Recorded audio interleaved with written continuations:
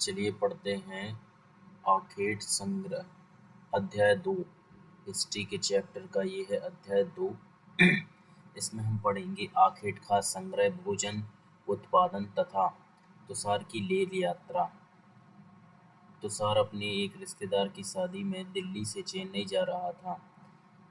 Rail में उसे खिड़की वाली सीट मिल गई। वहां से वह बाहर का नजारा देखने में मग्न हो गया।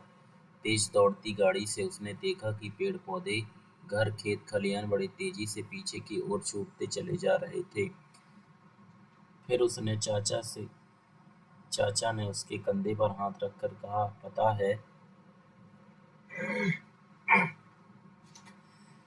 पता है लोगों ने मात्र 150 साल पहले रेल से यात्रा करनी शुरू की थी। बस तो इसके कुछ दशक बाद आई। तुषार सोचने लगा कि जब लोगों के पास आने जाने के लिए तेज रफ्तार वाली सवारियां नहीं थी तो क्या वे यात्रा नहीं करते थे? क्या वे अपनी सारी जिंदगी एक जगह पर बिता दिया करते थे? नहीं, ऐसी बात नहीं है। आरंभिक मानव आखिरकार वे इधर उधर क्यों घूमते थे? हम उन लोगों के बारे में जानते हैं जो उपमहाद्वीप से 20 लाख साल पहले रहा करते थे। आज हम उन्हें आखेटक खाद्य संग्रह के नाम से जानते हैं। भोजन का इंतजाम करने की विधि के आधार पर उन्हें इस नाम से पुकारा जाता है। आमतौर पर खाना खाने के लिए वे जंगली जानवरों का शिकार करते थे, मछलियाँ और चिड़ियाँ पकड़ते थे, फल फूल, दाने, पौधे, पत्तियाँ, अंडे इकट्ठे किया करते थे। आखेटक खाद्य संग्रह समुदाय के लोग एक जगह से दूसरी जगह पर घूमते रहते थे। ऐसा करने के कई कारण थे। पहला कारण यह था कि वे एक ही जगह पर ज्यादा दिनों तक रहते तो आसपास के पौधे, फलों और जानवरों को खाकर समाप्त कर देते थे। इसलिए और भोजन की तलाश में इन्हें और ज, दूसरी जगहों पर जाना पड़ता था। दूसरा कारण यह कि जानवर अपने शिकार के लिए या फिर हिरण और मवेशी अपना चारा ढूंढने के लिए एक जगह से दूसरी जगह जाया करते थे। इसीलिए इन जानवरों का शिकार करने वाले लोग भी इनके पीछे पीछे जाया करते थे। तीसरा कारण यह कि पेड़ों और पौधों में फल फूल अलग मौसम में आते हैं, इसीलिए लोग उनकी तलाश में उपयुक्त मौसम के अनुसार अन्य इलाकों में घूमते रहते। और चौथा कारण यह है कि पानी के बिना किसी भी प्राणी या पौधे का जीवित रहना संभव नहीं होता है और पानी झीलों, झरनों तथा नदियों में ही मिलता है। यद्यपि कई नदियों और झीलों का पानी कभी नहीं सूखता। कुछ झीलों और नदियों में पानी बारिश के बाद भी मिल पाता है। इसीलिए ऐसी झीलों और नदियों के किनारे बसे लोगों को सूखे मौसम में पानी की तलाश में इधर उधर जाना पड़ता था। आरंभिक मानव के बारे में जानकारी कैसे मिलती है? पुरातत्वविदों को कुछ ऐसी वस्तुएं मिली जिनका निर्माण और उपयोग आखेटक खाद्य संग्रह किया करते थे। यह संभव है कि लोगों ने अपने काम के लिए पत्थरों, लकड़ियों और हड्डियों के औजार बनाए। इनमें से पत्थरों के औजार आज भी बचे हैं। इनमें से कुछ औजारों का उपयोग फल फूल काटने, हड्डियां और मांस काटने तथा पेड़ों की छाल और जानवरों की खाल उतारने के लिए किया जाता है। कुछ के साथ हड्डियों या लकड़ियों के मुट्ठे लगाकर भाले और बाण जैसे हथियार बनाए जाते थे। कुछ औजारों में लकड़ियां काटी जाती थीं। लकड़ियों का उपयोग ईंधन के साथ साथ झोपड़ियां और औजार बनाने में के लिए किया जाता था। आप देख सकते हैं इस तरह के नुकीले पत्थरों को उपयोग किया जाता था। पत्थरों के औजारों का उपयोग बाएं इंसान के खाने योग्य जड़ों को खोदने के लिए किया जाता था और दाएं जानवरों की खाल से बने वस्त्रों को सिलने के लिए किया जाता था। यानी कि पेड़ पौधों की उनको खोदने के लिए, यानी कि उनकी जड़ों को निकालने के लिए, और जानवरों के खाल से बने वस्त्रों को सिलने के लिए किया जाता था। आखेट संग्रह भोजन से उत्पादन तक रहने की निर्धारिता करना। मानचित्र 2 को देखो। चलिए हम मानचित्र 2 को देखते हैं।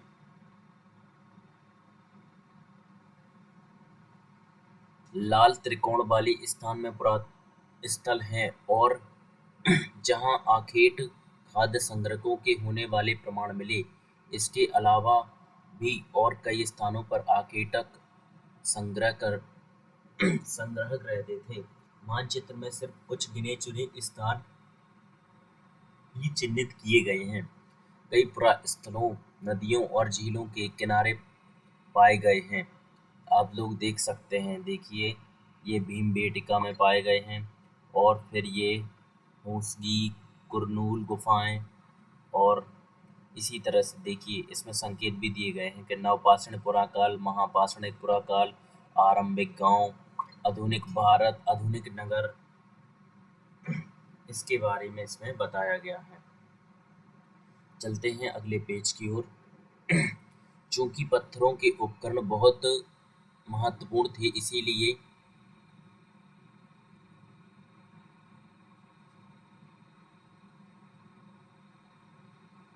लोग पत्थर ऐसी जगह ढूंढते रहते थे जहां अच्छे पत्थर मिल सकें। यानी कि लोग रहने के लिए ऐसी जगह ढूंढते थे जहां पत्थर अच्छे मिल सकें। भीमबेटका मध्य प्रदेश में है और इस पुरातत्व स्थल पर गुफाओं व कंदराएं मिली हैं। लोग इन गुफाओं में इसलिए रहते थे क्योंकि उन्हें बारिश, धूप और हवाओं से राहत मिलती थी। ये गुफा नर्मदा घाटी के पास है। क्या तुम बता सकते हो कि रहने के लिए लोगों ने यह जगह क्यों चुनी थी? क्योंकि यहाँ पे गुफाएं थी और हवा, पानी और वो पत्थर अच्छे से मिल सकते थे। शैल चित्रकला यानी कि पत्थरों पर चित्र बनाना, इनमें से हमें क्या पता चलता है? एक शैल चित्र, इस शैल चित्र के बारे में बताओ। जिन गुफाओं में लोग रहते थे उनमें से कुछ की दीवारों पर मिलते थे। ऐसे कुछ सुंदर उदाहरण मध्य प्रदेश और दक्षिण उत्तर प्रदेश की गुफाओं से मिले हैं। इनमें जंगली जानवरों को बड़ी कुशलता सचिव चित्रण किया गया है। देखिए ये इस तरीके की गुफाएं होती थी, देख सकते हैं आप लोग। पुरास्थल, पुरास्थल किन्हें कहते हैं? पुरास्थल उस स्थान को कहते हैं जहां औजार, बर्तन और इमारतों जैसी वस्तुओं के अवशेष मिलते हैं। ऐसी वस्तुओं का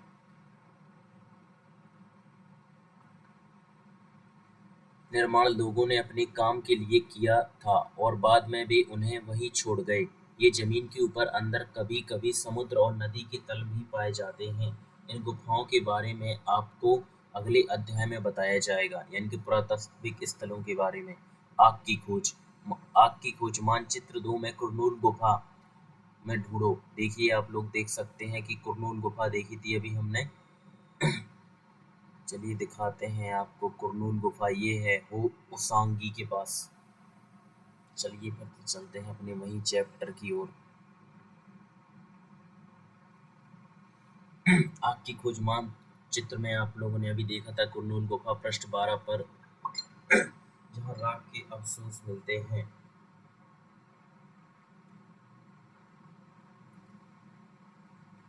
इसका मतलब यह है कि आरंभिक लोग आग जलाना सीख गए थे। आग का इस्तेमाल कई कार्यों के लिए किया जाता है, जैसे कि प्रकाश के लिए, मांस भूनने के लिए और खतरनाक जानवरों को दूर भगाने के लिए। आज हम आग का उपयोग किस लिए करते हैं? नाम और तिथियां। जिस काल के बारे में पढ़ रहे हैं पुरातत्ववेदों ने उसे बड़े नाम रखे हैं। आरंभिक काल को वे पुरापाषाण काल कहते हैं। यह दो शब्दों का पुरा पुरा यानी प्राचीन और पाषाण यानी पत्थर से बना है। यह नाम पुरा स्थलों से प्राप्त पत्थरों के औजार के महत्व को बताता है। पुरापाषाण काल 20 लाख साल पहले से 12,000 साल पहले के दौरान माना जाता है। इस काल को 3 भागों में विभाजित किया जाता है: आरंभिक, मध्य, उत्तर पुरापाषाण युग। मानव इतिहास की लगभग 99% कहानी इसी काल के दौरान घटित हुई है। जिसे काल में जिस काल में हमें पर्यावरणीय बदलाव देखने को मिलते हैं उसे मेसोलिथ यानी मध्य पाषाण काल कहते हैं। मेसोलिथ इस समय लगभग 12,000 साल पहले से लेकर 10,000 साल पहले तक माना गया है। इस काल के पाषाण औजार आमतौर पर बहुत छोटे होते थे। इन्हें माइक्रोलिथ यानी लघु पाषाण कहा जाता है। इन औजारों में हड्डियों या लकड़ियों के मुट्ठे लगाए हंसिया और आरी जैसे औजार मिलते हैं। साथ साथ पुरापाषाण युग वाले औजारों भी इस दौरान बनाए जाते रहे। अगले युग की शुरुआत लगभग 10,000 साल पहले से ही होती है। इसे नवपाषाण युग कहा जाता है। नवपाषाण युग का मतलब होता होगा हमें कुछ स्थानों के दिए गए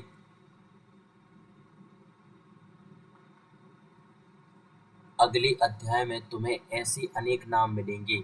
अक्सर हम पुराने स्थानों के लिए उन नामों का प्रयोग करते हैं जो प्रचलित हैं, क्योंकि हमें ज्ञात नहीं है कि उस काल में इनके क्या नाम होंगे।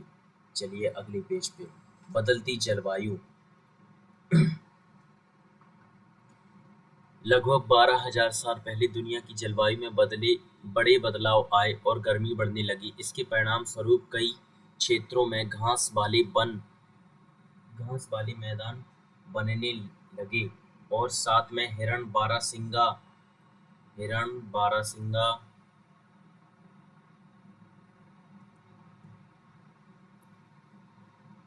भेड़ बकरी और गाय जैसे उन जानवरों की संख्या बढ़ी जो घास खाकर जिंदा रह सकते हैं। जो लोग इन जानवरों का शिकार करते थे वे भी इनके पीछे आए और खाने पीने की आदतों और प्रजनन के समय की जानकारी हासिल करने लगे। हो सकता है कि तब लोग इन जानवरों को पकड़कर अपनी जरूरत के अनुसार पालने की बात सोचने लगे हों। साथ ही इस काल में मछली भी भोजन का महत्वपूर्ण स्रोत बन गई। खेती और पशुपालन की शुरुआत। इस दौरान उपमहाद्वीप के भिन्न भिन्न इलाकों में गेहूं और जौ धान जैसे अनाज प्राकृतिक रूप के उगने लगे थे। शायद महिलाएं पुरुषों और बच्चों ने इन अनाजों को भोजन के लिए बटोरना शुरू कर दिया था। साथ ही वे यह भी सीखने लगे कि यह अनाज कहाँ उगाते हैं और कब पकाकर तैयार होते हैं। ऐसा करते करते लोगों ने इन अनाजों को खुद पैदा करना सीख लिया होगा। इस प्रकार धीरे धीरे वे कृषक बन गए होंगे। इसी तरह लोगों ने अपने घरों के आसपास चारा रखकर जानवरों को आकर्षित करके उन्हें पालतू बनाया होगा। सबसे पहले जिस जंगली जानवरों को पालतू बनाया गया होगा वह कुत्ते का जंगली पूर्वज था। धीरे धीरे लोग भेड़ बकरी गाय सूअर जैसे जानवरों को अपने घरों के नजदीक आने को उत्साहित करने लगे। ऐसे जानवर झुंड में रहते थे और ज्यादातर घास खाते।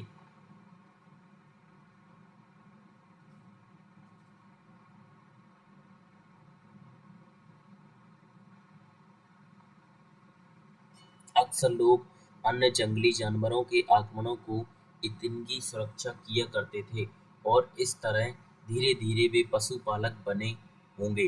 क्या तुम बता सकती हो कि सबसे पहले कुत्तों को ही क्यों पालतू बनाया गया?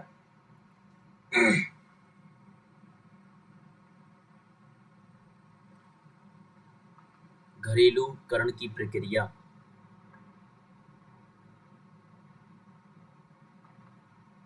लोगों द्वारा पौधे उगाने और जानवरों की देखभाल करने को घरेलूकरण की प्रक्रिया का नाम दिया जाता है। अपनाए गए ये पौधे तथा जानवर अक्सर जंगली पौधों तथा जानवरों से भिन्न होते हैं। कभी इसकी वजह यह है कि इस प्रक्रिया के तहत अपनाए गए पौधे या जानवरों को चयन करते हैं। उदाहरण के तौर पर लोग उन्हीं पौधों तथा जानवरों का चयन करते हैं जिनके बीमार होने की संभावना कम हो। यही नहीं, लोग उन्हीं पौधों को चुनते हैं जिनसे बड़े दाने अनाज पैदा होते हों। साथ ही जिनकी मजबूत डंठल अनाज के पके दानों के भार को संभाल सके। ऐसे पौधों के बीजों को संभाल कर रखा जाता ताकि फिर से उगाने के लिए उनके साथ गुण सुरक्षित रह सकें। उन्हीं जानवरों को आगे प्रजनन के लिए चुना जाता था, जो आमतौर पर अहिंसक होते थे, यानी कि जो हिंसक यानी खतरनाक नहीं होते थे। इसलिए हम देखते हैं कि पाले गए जानवर तथा कृषि के लिए अपनाए गए पौधे जंगली जानवर तथा पौधों से धीरे धीरे भिन्न होते गए। मिसाल के तौर पर जंगली जानवरों की तुलना में पालतू जानवरों के दांत और सींग छोटे हैं। इन दांतों को देखो, इनमें से कौन सा जंगली सूअर का है और कौन सा पालतू सूअर का। आपको ये दो दांत दिख रहे हैं, आप इनमें से पता लगा सकते हैं। इस पूरी प्रक्रिया को धीरे धीरे चलती रही। यह करीब 12,000 साल पहले शुरू हुई। वास्तव में आज हम जो भोजन करते हैं वो इसी प्रक्रिया की वजह से है। कृषि के लिए अपनाई गई सबसे प्राचीन फसलों में गेहूं तथा जौ आते हैं। उसी तरह सबसे पहले पालतू जानवर बनाए गए जानवरों में कुत्ते के बाद भेड़ बकरी आते हैं। देखिए, ये है अनाज के उपयोग, बीज के रूप में, खाद्य के रूप में, उपहार के रूप में, भंडारण के रूप में। एक नवीन जीवन शैली। तुम किसी तुम किसी पौधे के बीज को बोकर देखो, तुम पाओगे कि इसे विकसित होने में कुछ वक्त लगता है। इसमें कुछ दिन, कुछ महीने या फिर कुछ साल लग जाता है लग सकता है। इसीलिए इसमें कुछ दिन, महीने या साल लग सकता है। इसीलिए जब लोग पौधे उगाने लगे तो उनकी देखभाल के लिए उन्हें एक जगह पर लंबे समय तक रहना पड़ा था। बीज बोने से लेकर फसलों के पकने, पौधों की सिंचाई करने, खरपतवार हटाने, जानवरों चिड़ियों से उनकी सुरक्षा करने जैसे बहुत से काम शामिल थे। कटाई के बाद अनाज का उपयोग बहुत संभल कर करना पड़ता था।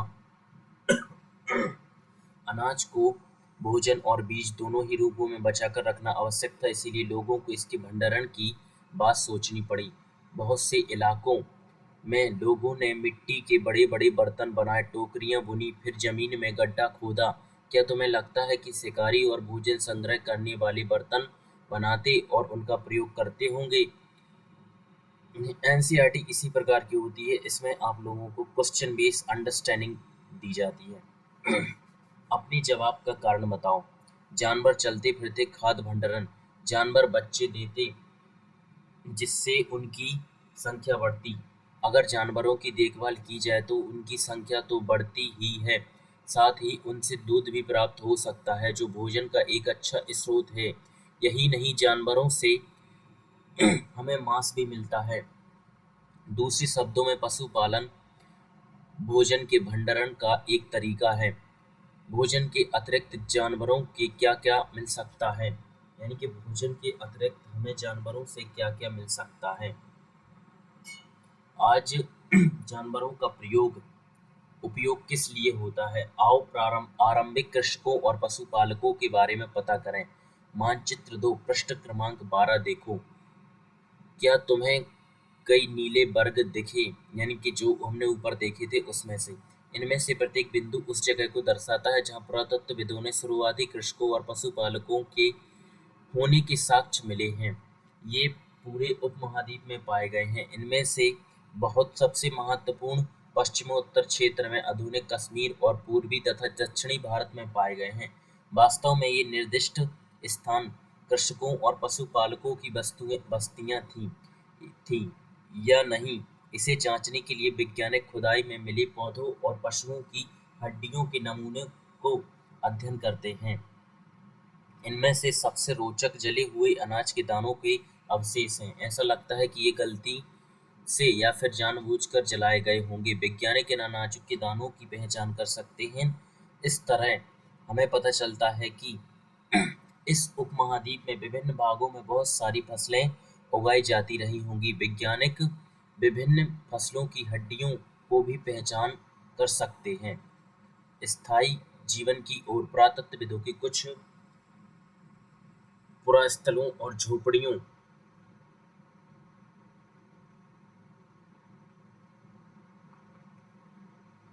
और घरों के निशान मिले, जैसे कि बुर्जहम। वर्तमान कश्मीर के लोग गड्ढे के नीचे घर बनाते हैं, जिन्हें गर्तवास कहा जाता है।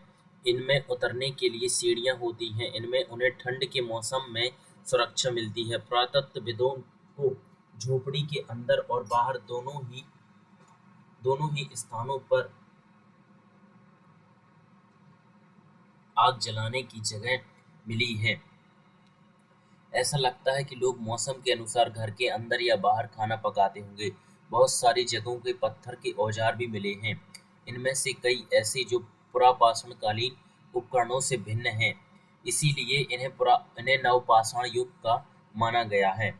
इनमें से वे औजार भी हैं जिनकी धार और अधिक पहना करने के लिए उन पर पॉलिश चढ़ाई जाती थी। ओखली और मूसल का प्रयोग अनाज तथा वनस्पतियों से प्राप्त अन्य चीजों को पीसने के लिए किया जाता था। आज हजारों साल बाद भी ओखली और मूसल का प्रयोग अनाज पीसने के लिए किया जाता है। इसी तरह प्राचीन प्रस्तर युगीन औजारों का निर्माण और प्रयोग लगातार होता रहा। कुछ औजार हड्डियों से भी बनाए जाते थे। देखिए किस तरीके के पत्थर होते हैं। नवपाषाण युग में पुरास्थलों के कई प्रकार के बर्तन मिले। कभी कभी इन पर अलंकरण भी किया जाता था। बर्तन ये मिट्टी के बर्तन हैं, आप देख सकते हैं, गढ़ा बना है पूरा, का उपयोग चीजों को रखने के लिए किया जाता है। धीरे धीरे लोगों का प्रयोग खाना बनाने के लिए भी करने लगे। चावल, गेहूं और दलहन जैसे अनाज अब आहार का महत्वपूर्ण हिस्सा बन गए थे। इनके साथ साथ अब लोग कपड़े भी बुनने लगे थे। इसके लिए कपास जैसे आवश्यक पौधे उगाए जाते थे। क्या तुम कल्पना कर सकती हो कि इस पात्र में क्या रखा होगा? आप सोच सकते हैं कि इस मटके में क्या रखा होगा। क्या ये परिवर्तन हर जगह एक साथ ही आए होंगे? ऐसी बात नहीं है। इस तरह जहाँ कई जगहों पर स्त्री पुरुष शिकार और भोजन संग्रह के काम करते रहे, वहीं अन्य लोगों ने हजारों सालों तक दरमयान हजारों सालों के दरमियान धीरे धीरे खेती और पशुपालन को अपना लिया। बहुत जगह लोग मौसम के मुताबिक बदल कर अपनी जीविका चलाया करते थे। सूक्ष्म निरीक्षण यानी कि मेहरगढ़ में जीवन मृत्यु। मानचित्र 2 पृष्ठ 12 में मेहरगढ़ ढूंढो। आपको जो चित्र दिखाया गया है पृष्ठ क्रमांक 12 को, उसको आपको बार बार देखना है। यह ईरान जाने वाले सबसे महत्वपूर्ण रास्ते बोरलेन दर्रे के पास एक हरा भरा समतल स्थान है। मेहरगढ़ संभवतः वह स्थान है जहाँ के स्त्री पुरुषों ने इस इलाके में पहली जौ और गेहूं और भेड़ बकरियां पालना सीखा। यहाँ विभिन्न प्रकार के जानवरों की हड्डियां मिली। इनमें हिरण तथा सुअर जैसी जंगली जानवरों को भेड़ और बकरियों की हड्डियां हैं। मेहरगढ़ इसके अलावा चौकोर तथा आयताकार घरों के अवशेष, ये देख सकते हैं, इस तरीके के घर के अवशेष पाए गए हैं, वहां पे भी मिले। प्रत्येक घर में 4 या उससे ज्यादा कमरे हैं। इनमें से कुछ संभवतः भंडारण के काम आते होंगे। मृत्यु के बाद समानतः मृतक के सगे संबंधी उसकी प्रति सम्मान जताते हैं। लोगों की आस्था है कि मृत्यु के बाद भी जीवन होता है, इसीलिए कब्रों में मृतकों के साथ कुछ सामान भी रख देते थे। मेहरगढ़ का घर का चित्र देख सकते हैं आप। मेहरगढ़ के घर ऐसे दिखते हो। तुम जिस घर में रहते हो उसके साथ इस प्रकार की क्या समानता है, यानी कि आप लोग जिस घर में रहते हैं उनमें क्या समानता है। देखिए ये मुर्दा यानी मृत्यु हो जाने के बाद लोगों के साथ वस्तुएं यानी रखी जाती थी। में ऐसी कई कब्रें मिली हैं जब कब्र में एक मृतक के साथ बकरी को भी दफनाया गया था। संभवतः इसे परलोक में मृतक के खाने के लिए रखा गया होगा। मेहरगढ़ की कब्र का चित्र इस तरह का है। कल्पना करो कि तुम 12,000 साल पहले पत्थर की एक गुफा में रहते हो। पृष्ठ क्रमांक 13 पर देखो। तुम्हारे मामा गुफा की एक भीतरी दीवार पर चित्र बना रहे हैं और तुम उसकी सहायता करना चाहते हो। तुम रंग बनाओगे, रेखाएं खींचोगे या फिर उनमें रंग भरोगे। तुम्हारे मामा तुम्हें कौन सी कहानियां सुनाएंगे? ये अब अभ्यास आ गया है, यानी एक्सरसाइज। ये देखिए इसके रिक्त स्थान आ गए हैं। एंड ये कुछ महत्वपूर्ण तिथियां यानी कि मध्यकाल, बसने की प्रिय, नवपाषाण काल, मेहर काल में बस्तियों का उदय, इस तरीके की जानकारी अब हमें इस लेसन में मिलती है। Thanks for watching. और आपको अगर ये वीडियो लंबा लगा है तो आप प्लेबैक स्पीड दोगुना करके देख सकते हैं और ये आपके लिए बेनिफिशियल रहेगा। Thanks for